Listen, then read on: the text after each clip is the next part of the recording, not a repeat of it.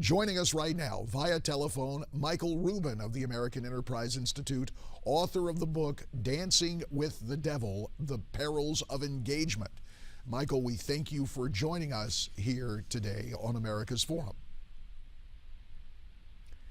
And Michael, if you can hear me, just how close are we to a ground invasion? And apparently, we seem to have lost our connection with Michael Rubin. We will work to have that connection renewed. Let's elaborate on a story that John Bachman shared with us a bit earlier. The notion of trying to notify Palestinians in the area of pending airstrikes.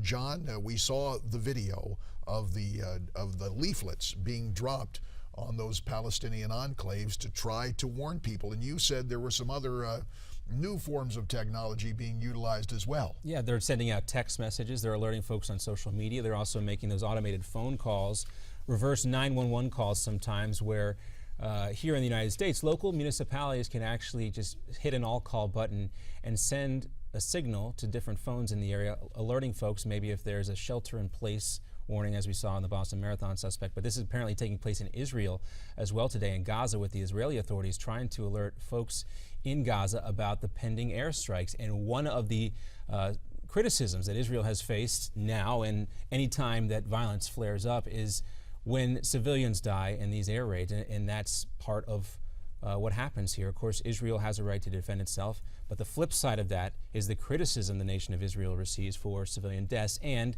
at the same time, we know Hamas has a habit, not the Palestinian Authority, but Hamas has a habit, and other terror organizations, of playing up these deaths, making them as dramatic as possible for purposes of recruitment and whatnot. And we can recall, it was very interesting, in 2012, the rocket fire back and forth. It appeared that some international press organizations, Reuters comes to mind, actually took the bait of what turned out to be photoshopped victims, portrayed as, we saw one man in 3 different locations, for example. And you look at this right here. This gentleman right there has a Yasser Arafat t-shirt on, walking through the streets of Gaza here. Of course, Yasser Arafat, I guess the old Mahmoud Abbas, the guy who was in charge of the PLO, and really a front man, a point man during the peace process back in 1992. Of course, we remember that famous handshake there with Yitzhak Rabin. But, you know, again, as we look at this, the thing that I constantly come back to, what's new about this particular, their conflict? We've seen this happen over and over again.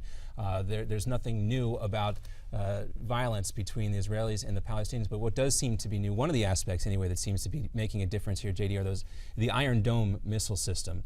And we don't want to overstate the success that these missiles are having, because we think back to the Patriot missiles. That was overstated a little bit, but there seems to be some real confidence from the Israeli people in this Iron Dome system.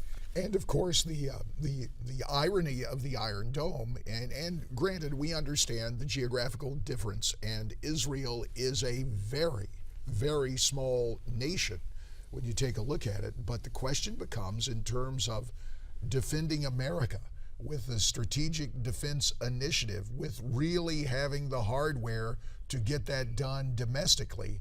There has been a debate raging since my days in Congress that it could be done very economically, and people point to Israel, what is going on with the Iron Dome, and say, why haven't we moved forward much more resolutely in that regard here in protecting our own homeland, especially when you take a look at the rise of technology and rocketry and what could be there in the future. John, I've gotten word now that Michael Rubin, we've restored our connection with Michael Rubin, of course. To refresh your memory, he's from the American Enterprise Institute. He's the author of the book Dancing with the Devil, The Perils of Engagement. Michael, we thank you for joining us and your patience at reconnecting. We've got about 4 minutes, so let's begin with your assessment of what is going on. How close are we to seeing the IDF mount a ground invasion of the Palestinian enclaves? Well, we're very close to that. The problem is that if the IDF goes in, that may work into Hamas's hands. Hamas may want to create some more casualties in order to be able to claim victory from what in reality is a defeat. But ultimately what Israel's got to do if the international community wants a ceasefire is not simply cease fire, but make some real demands to prevent Hamas from ever rearming again through the tunnels under Egypt or from Iran.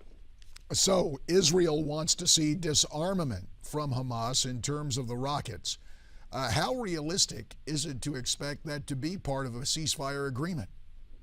Well, you can't negotiate a ceasefire with Hamas. Hamas doesn't recognize the basic norms of diplomacy. After all, the whole point of the Oslo Accords more than 22 years ago was that the Palestinian Authority would recognize Israel's right to exist and forswore terrorism. As far as Hamas is concerned, that's all void, and so they actually have no right to be in the Gaza Strip whatsoever. If I were Israel, I would simply continue to pick off every single Hamas member, every single Hamas leader, because they are completely illegitimate in any way. The problem with diplomacy as the West practices it is often they want to compromise. What Hamas needs and what Israel needs, if there's going to be peace, is not some sort of compromise. It's an overwhelming and complete Israeli victory in every way. Hamas has to go down into ignominy. It has to be a complete and utter defeat. So, do you expect Prime Minister Netanyahu to continue this offensive against Hamas, or with the talks going on in Vienna concerning Iran, should the Israeli attention be focused on what Iran may have in store in terms of trying to develop nuclear weapons?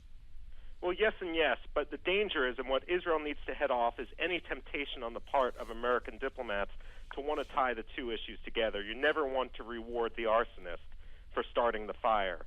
Ultimately, the nuclear issue is an existential threat to Israel. Iran has made clear that it could use and will use nuclear weapons. We need to remember it's not the diplomats that John Kerry is negotiating with that would control Iran's nuclear weapons. It's the Islamic Revolutionary Guard Corps, which would have command and custody of these. And that's one thing our negotiators aren't addressing, although it's an issue which the Israelis are fully aware of. Michael, as we take a look at this, do you expect, there's a deadline, I believe, of July 20th on these talks in Vienna. We have footage up right now of our Secretary of State meeting across the table with the Iranians. Do you expect anything to come out of the meeting in Vienna? Well, of course, I think lots are going to come out of the meeting in Vienna. I just don't think any of them are going to be beneficial to the United States. Look, Iran got $7 billion in sanctions relief and perhaps up to $20 billion in new investment simply for agreeing to sit down and talk for 6 months. It's logical from the Iranian point of view to say, hey, if we delay these talks, we can ask for another $7 billion in sanctions relief. And by giving Iran this financial relief before they make any real concessions on their nuclear program, ultimately what we've done is the equivalent of giving a 5-year-old dessert first and then asking him to come to the table, pretty please, eat your spinach. Michael, we'll have to leave it there. Michael Rubin, author of the book Dancing with the Devil. We thank you for your time and your insights. Well, Thanks, you just heard from Michael Rubin. We're interested in your take on what is transpiring in Israel with Hamas and also those talks involving the U.S. and Iran. Why don't you tweet us your comments at Newsmax TV, #America's Forum.